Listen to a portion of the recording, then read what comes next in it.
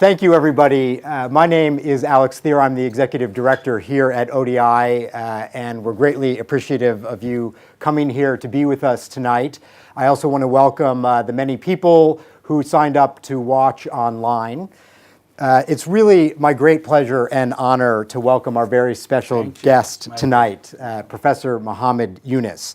I think that a listing of his contributions to humanity are worthy of more time than we probably have. But hailed as both the father of microcredit and the social business model, Professor Yunus won the 2006 Nobel Peace Prize for his work founding the Grameen Bank. But importantly, he didn't stop there. He has founded numerous groundbreaking organizations and has also illuminated how we think about people, poverty, inequality, and entrepreneurship in a series of books. His latest book, which I have with me here, is A World of Three Zeros, where he tackles the issues of inequality, employment, and environment that are on the minds of every country, rich and poor alike, today. He has lived and worked tirelessly not only to popularize the idea that we could end extreme poverty in our lifetime, but actually to shed light on how we might be able to do that practically. Professor Yunus, you honor us with your presence here tonight. We're delighted to have you this evening. I'm going to interview Professor Yunus for a little bit, and then we're going to open up to some audience questions. We have some questions online, and I see now that I'm going to be handed the magical device that will translate those questions from wherever you are in the world to me. If you do want to participate directly in the conversation, I encourage those of you here in the audience not to turn off your phones, but to silence them. Please use the hashtag ODIDev to participate in the discussion. Sorry, GlobalDev. Let me say that once again, the hashtag GlobalDev to participate in the conversation. If you're watching online, there's also a box where you can send us questions. And so we look forward to engaging all of you in the conversation. So once again, welcome here tonight. Thank you for inviting me. Thank you. So I thought we'd start the conversation actually by taking you back a little bit to talk about the Bangladesh that you grew up in. Did it seem at the time that extreme poverty, even famine, as you've written about, were simply part of the landscape, part of the inevitable experience of human existence? Well, Bangladesh has been a poorest part of the world for many, many centuries. So that is something we took it for granted. It's diseases, hunger is part of our life. But when we became an independent country, separating out from Pakistan after a long liberation war. And we thought this is the new beginning. We will have our own world, we have to fight the poverty and the diseases and all the discomforts of the people. But we ended up with the famine in the country in 1974. That was a very shocking experience, coming to all this distance and having this famine. And I was teaching economics in one of the universities there. So that shook me up, and that's the rest of the story is how I try to react to that kind of thing. But talk a little bit about that. One of the interesting things about your story, I think, is that you had an epiphany. You saw a world that wasn't doing what it needed to do, and you had an idea about how to change it. And that had to do with access to credit, particularly for women. Talk us a little bit about what actually resulted in that moment for you. What really led you to that? I just came back from the States where I was teaching in one of the universities there.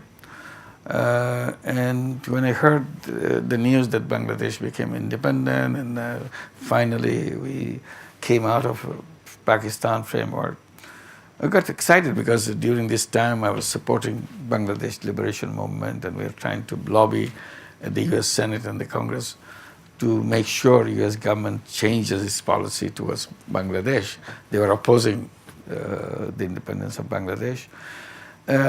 Those it is an exciting moment for us, and immediately I decided I'm going back. So I resigned from my job, And in June of 1972, I went back to Bangladesh. And I started teaching in one of the universities there. We were excitement that all things will be now solved because we are independent, we can make our decisions. But instead of economy going up, it started falling down very quickly. And in 1974, we had the terrible famine, people dying of hunger. So when this famine hit, suddenly I started questioning everything that I have learned in economics. Suddenly economics appeared to me like an empty subject. It has nothing. It's a fairy tale that it's good in classroom, it's good in textbook, but it's not good in real people's life. So I started getting a feeling of uselessness in me, that what I spent my lifetime in education and as a student or as a teacher, now suddenly you see these things are worthless. It has no meaning. So I was suffering through that feeling of being useless. One thought gradually came to me, maybe I cannot use what I've done, but I still, as a human being, I can do something as a person. Why don't I go out in the village next door to the campus, which is right there, and see if I can be useful to anybody in the village, even for a day. That would be good use of me. So I went there every day, trying to see if I can make myself of some use to somebody. And he did a lot of little things. One thing led to another. Then I started noticing and hearing about the loan sharking in the village, lending tiny money to poor people and grabbing everything the person has in the name of loan. The loan conditionalities are so cruel. I couldn't believe a human being can be so ruthless in terms of greed, taking money from somebody who lost everything. But they do it very easily, you see. And I feel, again, helpless, that I don't know. Nobody taught me how to deal with the loan sharks in the village or anywhere. So I was seeing, is there something I can do about it?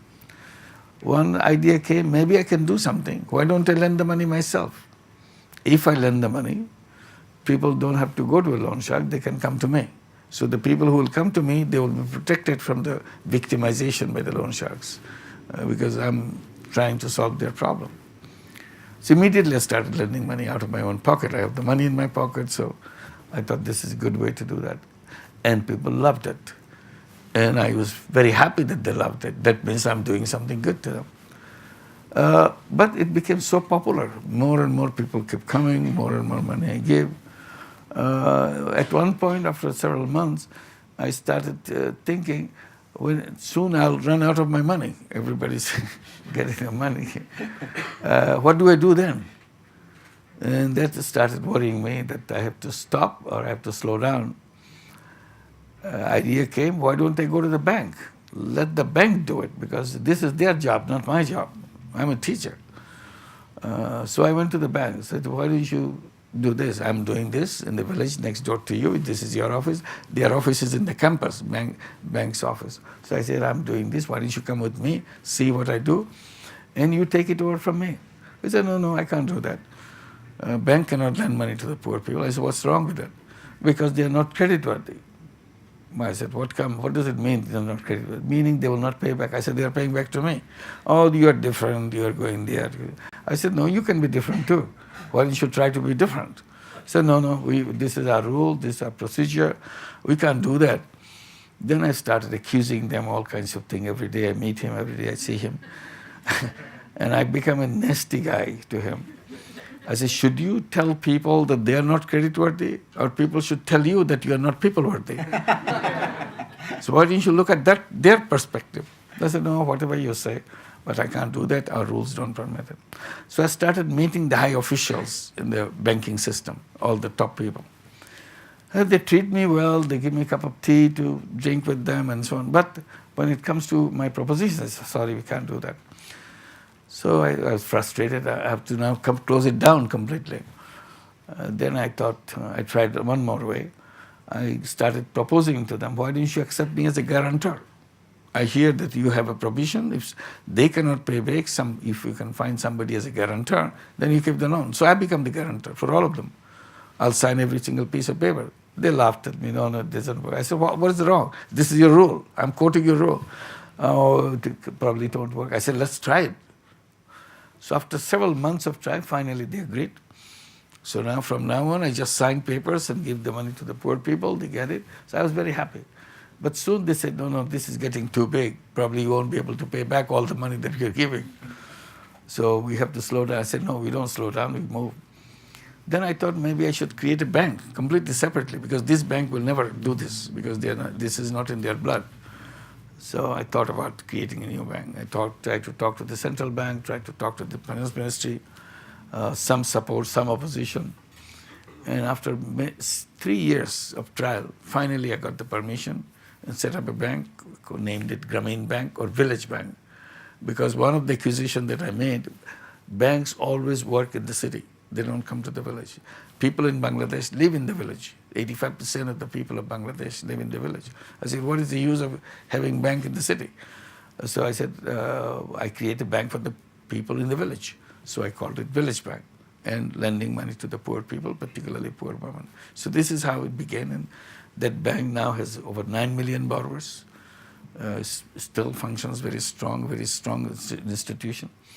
97% of the borrowers are women out of this 9 million. And we lend money for income generating activity. And they take the money and change their life.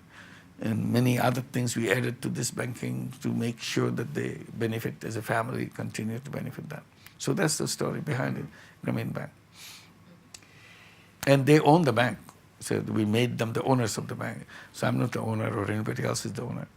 The borrowers are the owner. They elect their representative to sit in the board. So the board, they make the decisions in the board by themselves, their rules, their procedures, and so on. So one of the things I think that's so powerful about that narrative is not just how wrong the banking system was and the need to change it, but you also recognize something more fundamental, which is about the fact that poverty reduction is actually about empowering people to generate their own wealth as opposed to just increasing the base of charity and charitable giving. Can you talk a little bit about that? Because your narrative running through, I think, all of your work is what we would call, as an American, a bootstraps narrative, that you're giving people the ability to pick themselves up ultimately. One way I try to describe at the very early stage, I was so convinced about the power of financial services to the poor people. I started saying that credit should be taken as a human right. There are so many other human rights, right to shelter, right to food, right to health, and so on and so forth. I say among all those human rights, you have to add one more human right, right to credit or right to financial services. Because I keep saying that all these human rights, right to food, right to shelter, and all that, cannot be established until something else is established, income. Nobody is going to give you food every morning because it's your right. Nobody is going to give you health every day because it's your right. You have to have the capacity to grab it, take it, it's housing and all that. So I said, income is the central thing. And in order to create income for the poor people, they need financial services.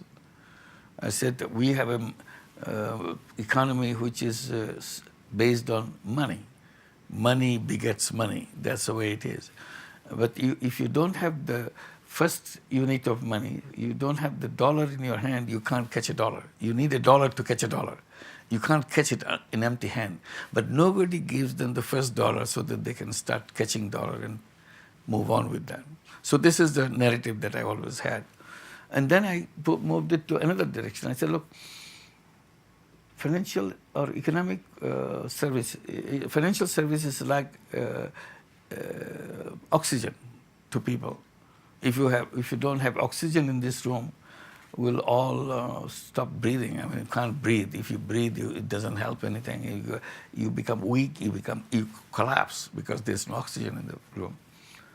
I said that's exactly what happens to the poor people, because the financial services are not available to people, so their economic life become weak, dysfunctional. They cannot function. That's the condition, that's the state that we call as poverty. I said, you connect them to that economic oxygen, and suddenly they come alive, suddenly become active. But that thing is missing. The financial system doesn't work for them globally. More than half the population of the entire world are not connected with the financial system. They are left to other kind of institutions or people, the loan sharks. Either it's a village loan shark or it's a city loan shark called payday lenders and all the pawn shops. And all. These are the victims because they are outside the financial system. I said, why didn't you build a financial system? At that time, they would say it cannot be done. When we did that, they said, look, it can be done. We did it. But still, it doesn't make any difference to them. They stay where they are. So in your new book, you are essentially calling for, I think, as you put it, a revolution in the capitalist system. A system that you indicate, while it has produced so much global growth, an incredible amount of growth, and with that poverty reduction, it has also reinforced some of the worst elements of inequality and environmental destruction. And so talk a little bit about what this big idea, which I think your comments just now start to speak to, which is, so the system's not working, it's not working for enough people, it's not working for them quickly enough. That's a pretty tall order. You're talking about global level change, not just changes in financial access or the banking system. The point that I'm raising in the book, that we created a whole global system of economy, which is known as the capitalist system, that does a very strange thing. It has turned into a big sucking machine. It sucks up the wealth from the bottom and transports to the top. So the top becomes a very heavy. Few people own all the wealth of the world. Rest of the population don't have anything. So I quote Oxfam findings. Every year they come up with the new findings. The last year their finding was 8 people in the world own more wealth than the bottom 50%. Bottom 50% is about 4 billion people. So what the result is, total amount of wealth owned by just 8 people in the world is equivalent to the wealth of the combined wealth of the 4 billion people. I said, this is a very funny kind of economy, that you have all the wealth in the hands of just people that you count in the fingers. And you know the name of those people, you know how much, where they live, they have their email address for them. This is the situation. And this is not the end of it. Oxfam is reporting for many years now. Every year is concentrated more than what was before. 2 years back, they were reporting 62 people own more wealth than bottom 50%. Last year, they reported 8 people. What will they report next year? Maybe 1 person own more wealth than the bottom 50%. So all the wealth is moving in that direction. If they do that, and another information is 99% of the wealth of the world is owned by only 1% of the wealth of only 1% of the population of the world. So if 1% owns 99%, what does it mean? It means 99% of the population of the entire world owns only 1% of the wealth. And you said there's inequality. I don't see any inequality, because when you compare with something huge goes up on the sky and a tiny little thing, that is not inequality. It's a gross fabrication of the real world in a distorted world that you said. Inequality is something that you have within your range, up and down a little bit. That's inequality. This is not inequality. Entire wealth is in the hand of 1 person or a group of few people, and rest of it has nothing. You don't call it equal. It's a deprivation. So this is the direction the world is moving, and the speed of that wealth concentration is becoming faster and faster. So today 1%, 8%, tomorrow 1%, day after maybe 1% will be owning 75% of the wealth of the entire world. 1%. This is the direction we're moving. I said, this is not a sustainable world. This economics cannot function, cannot do. Where does it go wrong? Why did it happen this machine like this? And we're just feeling that, oh, this is okay. It's not okay, because it's a ticking time bomb. It can explode anytime you want. So before it explodes, we have to pay attention to it. And I draw the attention that it is built into the capitalist system. I said, only two things if you address in the whole system, bulk of this problem can be addressed. Both of them is just plain misinterpretation of a human being. They assumed a human being which is different than the real human being. They assumed a human being, the designers of the capitalist system, assumed human being is driven by self-interest, meaning these are selfish people. People are essentially selfish. That's what the world should be. So you build a system for fanning your selfishness. So we became a system where everybody is up for themselves, not for the world. I said, this is not the true reflection of a human being, real human being that we see. Real human being is not 100% selfish. Real human being is a mixture of selfishness and selflessness. Selflessness is totally ignored in the theory of capitalist system. So I said, why didn't you include it? Reinterpret the human being. Then many of these problems will get resolved. Once you do that, once you accept that human being has both selfish and selfless elements in them, then you have to build businesses on the basis of both. And today we have one, selfishness-driven economy. The whole world is selfishness-driven economy. So you have to build selflessness-driven economy, which will address the problem of the world rather than gaining money for himself. Luckily, in our work that we have done with microcredit, we moved into that direction, created many companies along the way, which are dedicated to solving people's problem, rather than make money for anybody. And we started calling them social business and drew attention to the people. Look, all the problems we see around the world are solvable, only if you pay attention to it and design businesses to solve it. Charity cannot solve this. Charity cannot maintain that. Charity has a limitation. Charity is a wonderful idea. That's what helps the world to move up to this part. But it has a limitation. Limitation is charity money goes out, does a wonderful work, but then the money doesn't come back. I said, what I have done in my work, I created more than 60 companies. What I have done, I took the objective of charity, put a business engine behind it. Then what it does, money goes out, does the work, and money comes back.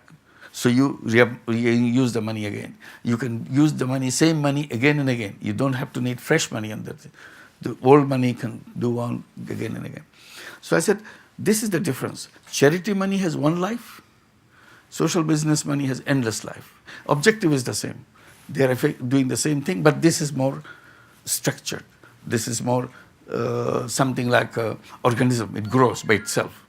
Charity doesn't create an organism. It is a one-shot thing. You always wait for the next replenishment of the money to come.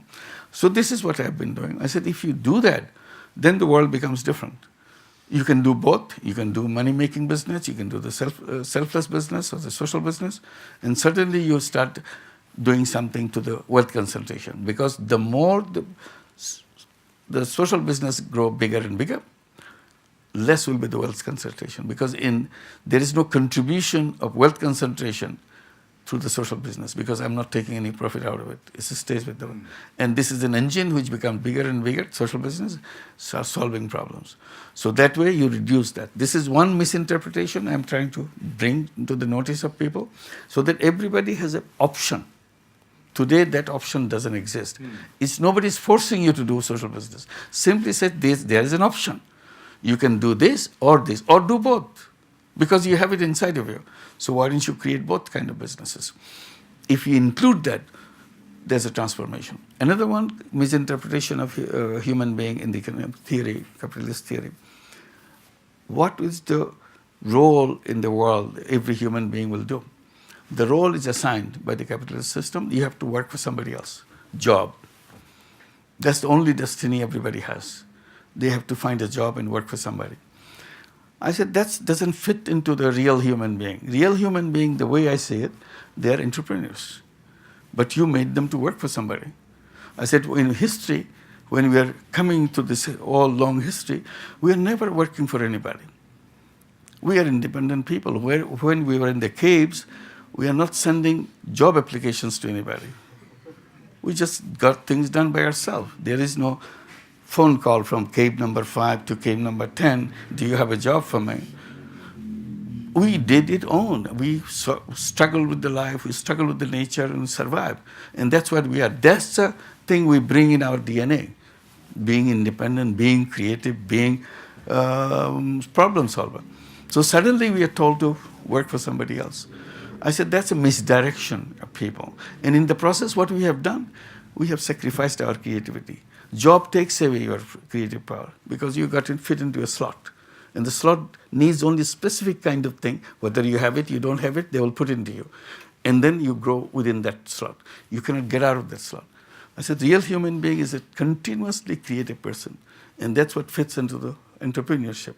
So I said, why don't you have entrepreneurs? Then I get the argument that no, not everybody is born to be an entrepreneur. I said, who said so? Where is the proof that not everybody is an entrepreneur? So look at that. People, some are entrepreneurs, some are working. I said, that's what you told them. You remove this whole entrepreneurial ability in the person, in your education system, in the upbringing in the family, always saying, go to the good school so that you get a good education, so that you get a good job in a good company. This is the message everybody is giving you. You have to have a job. And the politicians are always promising, we'll create jobs for you, etc., etc. I said, all these words are bombarded in your mind and you believed in that. You forgot that you're an entrepreneur. And look at what we do in microcredit. I just mentioned 9 million borrowers in Grameen Bank. They take a loan, each one of them, an illiterate woman in the village, $30, $40, start a business. If millions and millions of illiterate women all over the world can take loan, become entrepreneur, nobody taught them, nobody had a business school for them, they just started. So they are the simplest form of human being, natural form of human being. They chose it and they were successful. That's what the microcredit is thriving. That's why it's so important. That's why I said oxygen you put, people become alive, because alive not for a job, but creating their own enterprise. That's what they did. If all those millions can create their entrepreneurship, display their entrepreneurship, I'm totally convinced this is the natural thing for a human being. And how come the educated people don't do it? Because education system is very good in eliminating that entity that existing, that you have the capacity there, so that you never remember that you are an entrepreneur. That's why they just look for a job. Otherwise, if you give them the option as from the beginning, as a child in your family or as a school, as a student, if everybody is saying you have two options, you can be a job seeker or you can be a job creator, an entrepreneur. Prepare yourself what you want to be. They will make a choice. And that will be the real choice. And you prepare them both ways so that they know which one they have to choose. And suddenly it will happen. Let me just follow up a little bit with both of those ideas.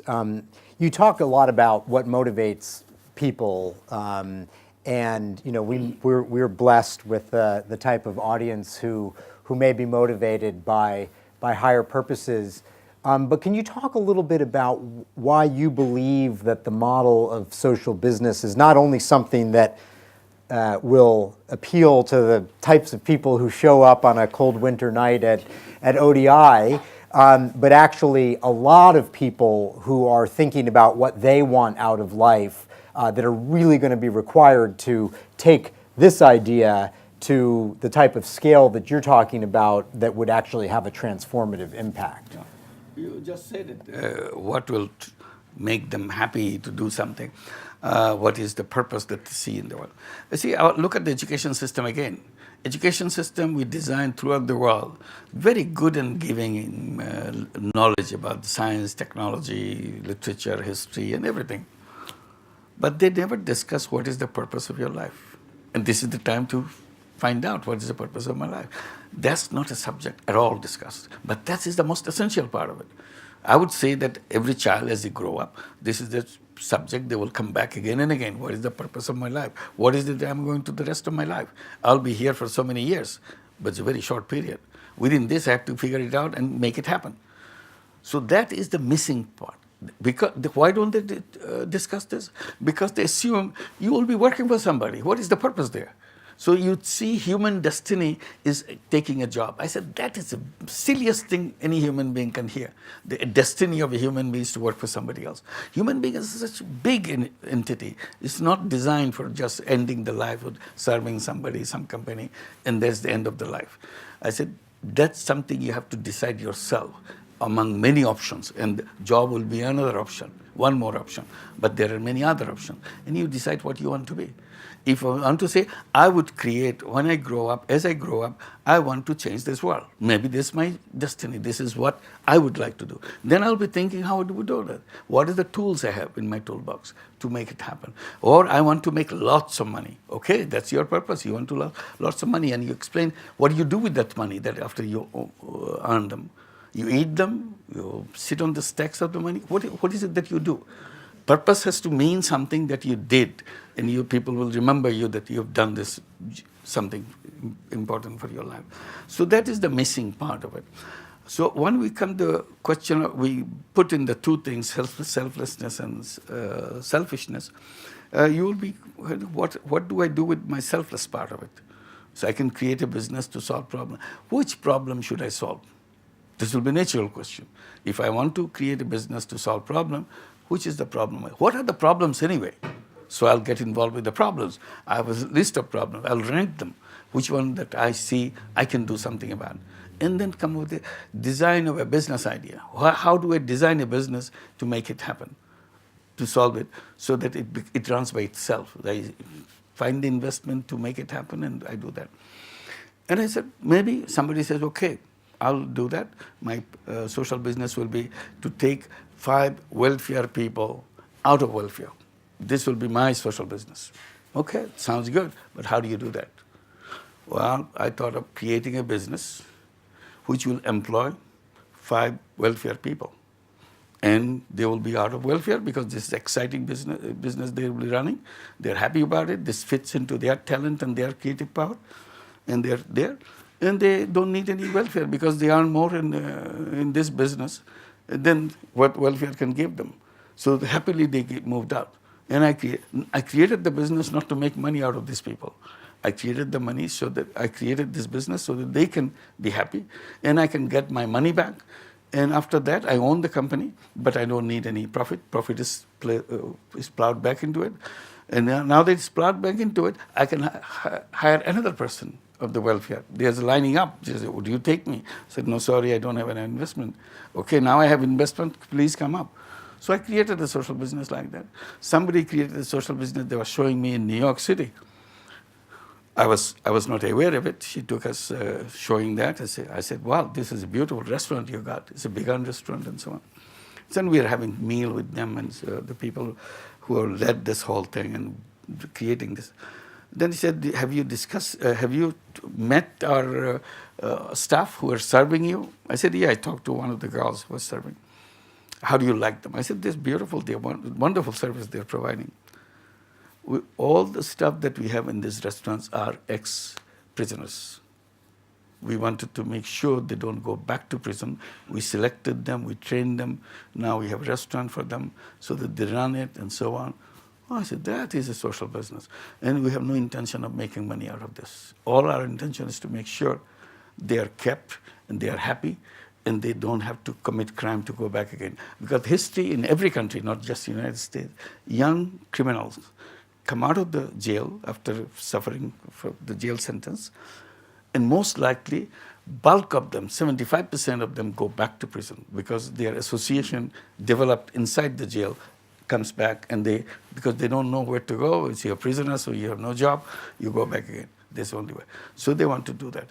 It's not a rocket science to take few young prisoners out to make sure that they don't have to go back to the prison. So these are the social business idea. It can come thousands and one ways. People's mind are very creative. If you put your mind into it, this will happen. So one of the zeros of the 3 zeros, as you've talked about, is about employment or unemployment. And this narrative about entrepreneurship and employment comes at a moment when You almost can't walk outside without tripping over a seminar about the future of work and the concerns about automation and machines creating so much productivity that people are not going to need to work soon. So I'm curious because your narrative obviously runs almost completely counter to that one, as a fear that there's not going to be jobs for anybody. So talk a little bit about, I don't know if you're engaged in conversations, talk a little bit about this evolution that's happening around the world that's causing a lot of concern, and why you actually don't think that it means the end of work, but maybe the beginning of a different type of work. So I was explaining this entrepreneurship idea that all human beings are entrepreneur without thinking about artificial intelligence or all the robots and so on and so forth. But now they coincide together. What we do in Bangladesh, the reason that we got into this, all these young people from Grameen families with education, they're out of job, they complain. Then I say, why are you looking for job? Job is a very old-fashioned idea. This is all gone, finished. Job is not the right idea. It's a misdirection of human beings.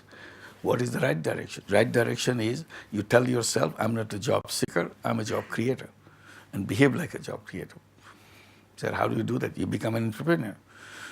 Well, I don't know. Nobody taught me how to be an entrepreneur. Well, that's something. I have no idea how to start a business. I said, that's shame on you and shame your education. Because look at your mother, illiterate mother, who never crossed the boundary of your village. She took a loan 25 years back.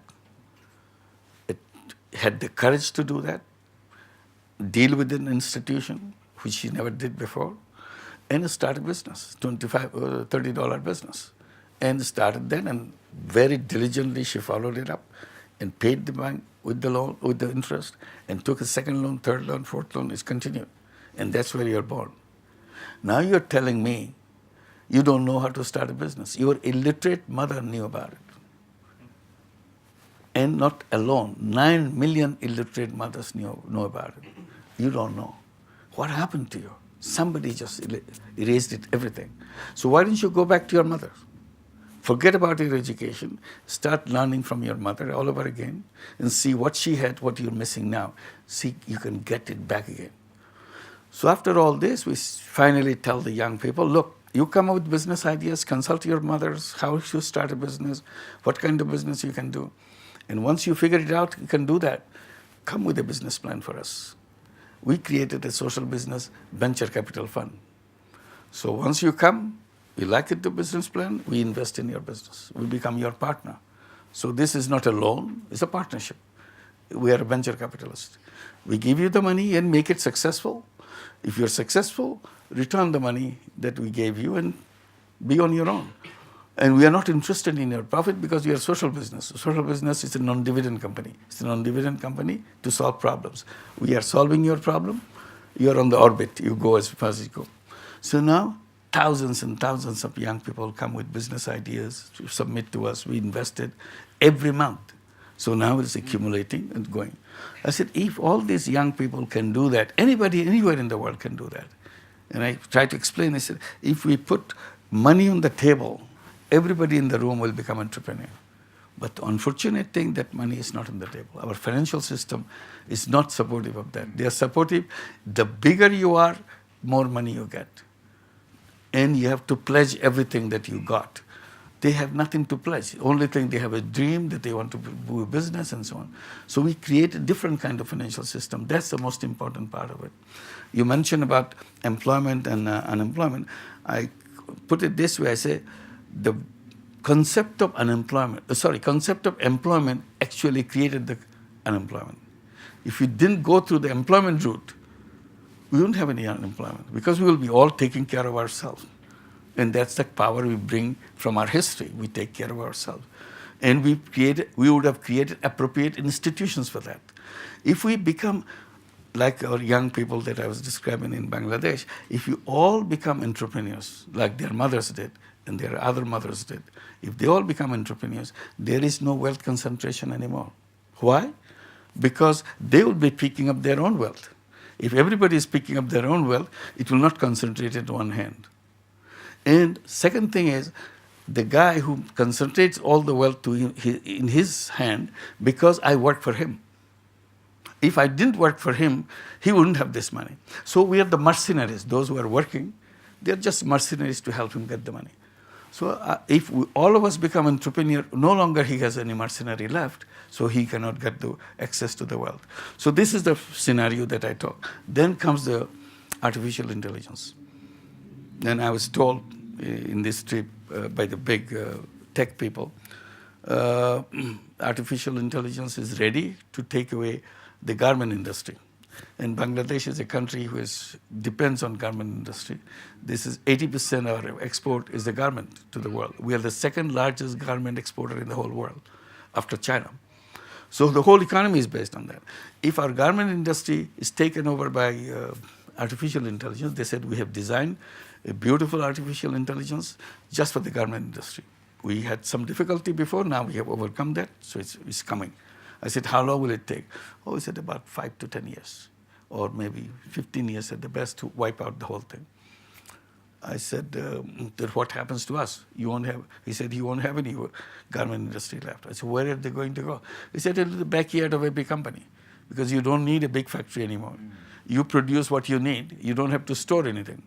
Just tell what you need the next week. They will produce it. You'll have it in the weekend. They will produce it, and from Monday you get it in the store because it's back at the store.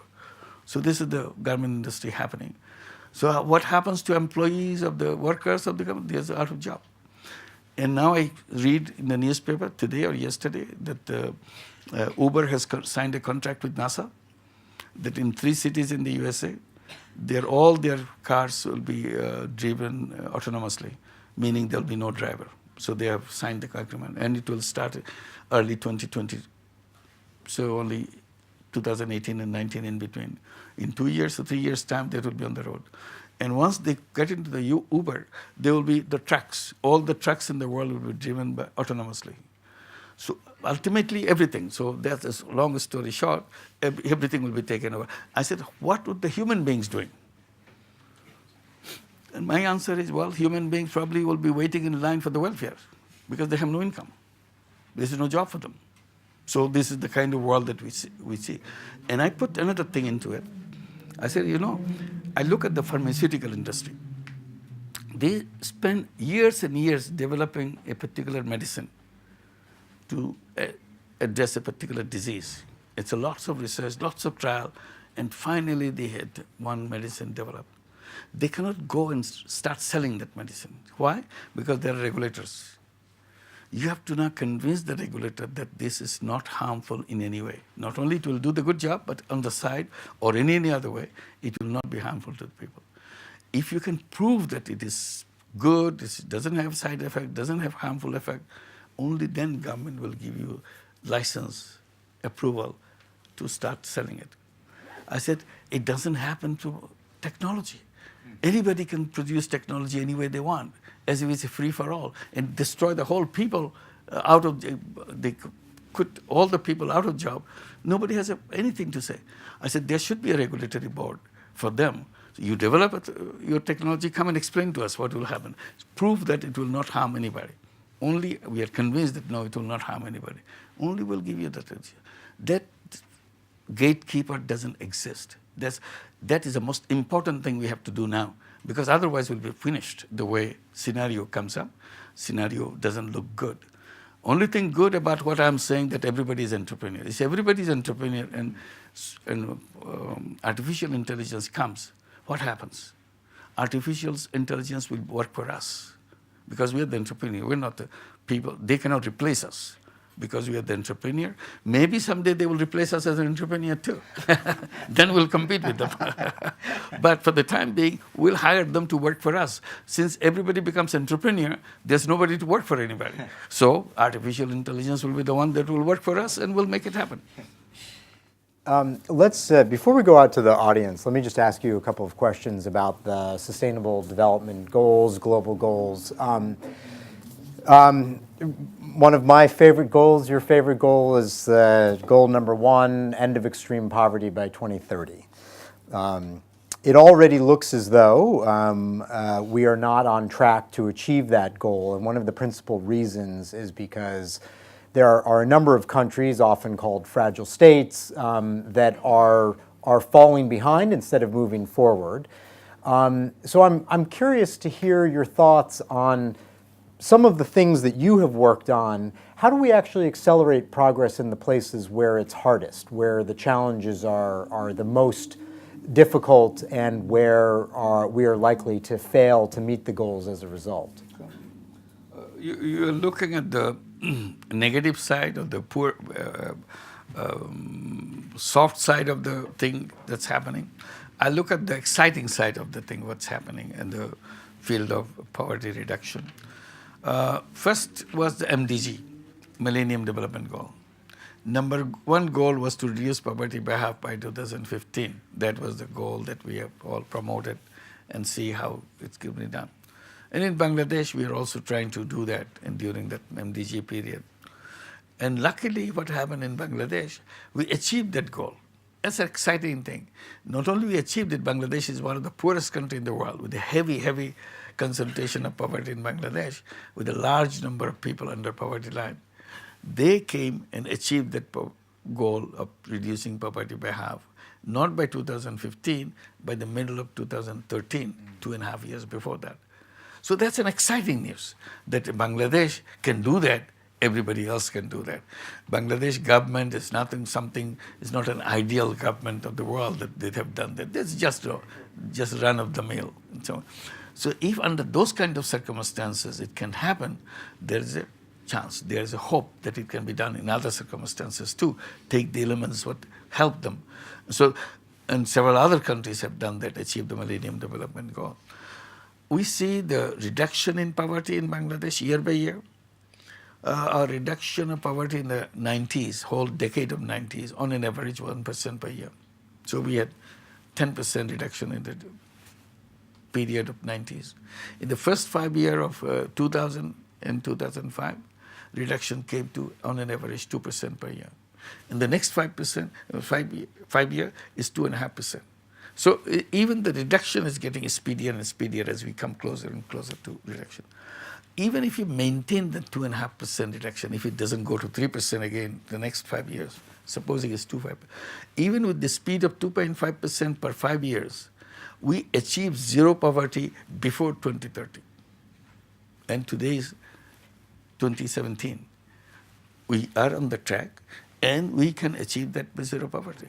So this is also as an example, as an inspiration that it can happen. We go inside of Bangladesh, find out what made it happen. What is it that happened in Bangladesh, other countries? It was not the role of the government. It's the role of the citizens. Free people wanted to do things themselves, their own initiatives. Sometimes government came counter to that rather than be supportive of that. But it happened. Not only on the Millennium Development Goal, if you look at the health goals, Bangladesh has achieved most of the health goals also. In Bangladesh, healthcare index today is the highest in the whole region. All 8 countries that constitute SAARC, Bangladesh health index is the highest in all 8 countries. So and we were the most poor health care index in the entire region some 20 years back. In 20 years now we came at the top. So something is happening. So these are the things that we have to notice, we have to adopt, we have to see you can do better than that. So I will not give up just because another country didn't do it. We'll say maybe something wrong, they did it the wrong way. So if you can correct it, as you are not expecting government to play a very important role in it, if the citizens can play a role in it, it can happen. And if the government and citizens both work the same way, it will be faster. One more question, and then we'll open up. Another challenge, you're right, I am focusing on the challenges, is that one of the amazing things that happened with the Sustainable Development Goals was to recognize the inextricable nature of the development progress and climate goals. One of course, the things that happens when people get better off is that they consume more. They consume more energy, water, meat, all of these sorts of things, cement, plastic, you name it. And a lot of these things have a very negative impact on the climate. And so I wanted you to talk a little bit about a vision where we can continue to have the great gains in individual economic growth and therefore consumption that is also not inimical to having a planet that we can continue to live on? Well, there are many aspects to your question, but one just focusing on how we are trying to address. You mentioned plastic, and one of our favorite topics is plastic. We just had a big conference in Paris on plastic. Plastic is going to kill us the way it's going right now. It's piling up. I think we'll be under the grave of plastics. The current feature is 8 million tons of plastic waste go into the ocean every year. So you have a huge ocean full of plastic. You have a plastic ocean, nothing but ocean in the plastic. And that's one scenario. They can take pictures of all the plastic floating. But the dangerous part of it, now these are deteriorating and getting into little particles. And fish think these are food because they look colorful, and so they start eating. So, but they cannot digest. So the fish's stomach is filled with plastics. And many animals, birds are dying because of the plastic inside the stomach. But the fish which is surviving, we catch the fish. Our fishermen go and catch the fish with full of plastic inside the stomach. And then we buy it and consume it. And the plastic comes to our body too. So the plastic is in our food chain right now. And plastic is also in our water chain. Little microfibers are detected in the water supplies of big cities and so on. This is a big research coming out with the findings. And gradually the presence of microfibers is increasing. So it's coming to our body. So if this plastic becomes bigger and bigger in quantity the way it is doing now, we are in trouble. Our rivers are getting clogged, our canals are getting clogged, our landfills are put in a strange situation that is piles of nothing but plastic. What we are doing, trying to see, this is a problem, so our immediate response is to come with social business idea. So we are creating a project, a company in Vietnam, addressing the Mekong River. Mekong River is also getting clogged with the plastic. So we address the Mekong River. Our purpose of this company, the plastic company, is to clean up the Mekong River of plastic by recycling them. Recycling them in a way, taking this plastic into making it long-lasting plastic materials, like, for example, building materials, so that you can build really houses with plastic. And I was joking with them, those who are doing it. I said, maybe we should make them into plastic Lego. No, you Lego, you make.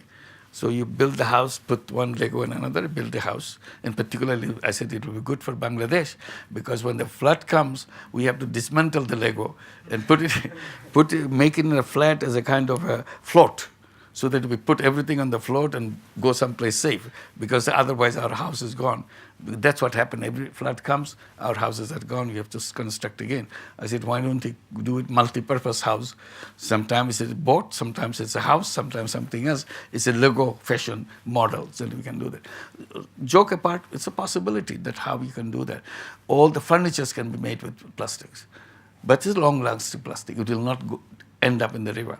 You keep it as long. And if it deteriorates, we again recycle it into something else. So that's the kind of initiative that we have taken. Hopefully we will be able to address that problem as in a social business way, not to make money, but to solve the problem. So we can address many of the things. One, quickly I will mention, we have done it 22 years back in Bangladesh. We created a company called Grameen Shakti, or Grameen Energy, to bring solar energy in the homes of Bangladeshi poor villagers. In the beginning, it's very difficult to convince them with that solar home system and so on. It's expensive.